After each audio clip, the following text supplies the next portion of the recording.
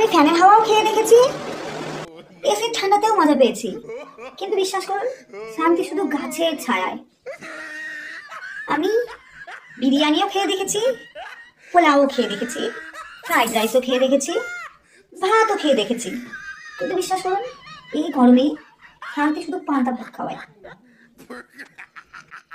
আমি বরের কাছে টাকা চাইলেও পাই, গিফট চাইলেও পাই, কিন্তু বিশ্বাস করুন শান্তি শুধু বরের পকেট কাটায়।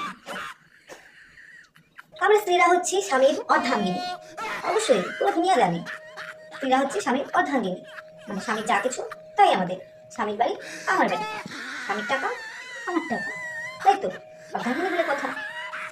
কিন্তু তাই বলে আমার টাকা কি স্বামীর টাকা? একদম না, কোথাও তো লেখা নাই, কোথাও তো বলা নাই যে স্বামী হচ্ছে স্ত্রীর অর্ধাঙ্গ, তাই তো। তাহলে স্ত্রীর টাকা কখনো স্বামীর টাকা হতে পারে না, স্ত্রীর টাকা শুধু স্ত্রীর একার। উল্টে স্ত্রীর টাকা যদি স্বামী নেয় সুদে আসলে ফেরত দিতে হবে, তাই তো।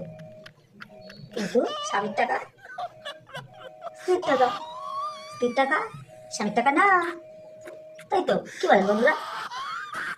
কে কে আমার সাথে একমত? লাইক করে, কমেন্ট করে, সাবস্ক্রাইব করে।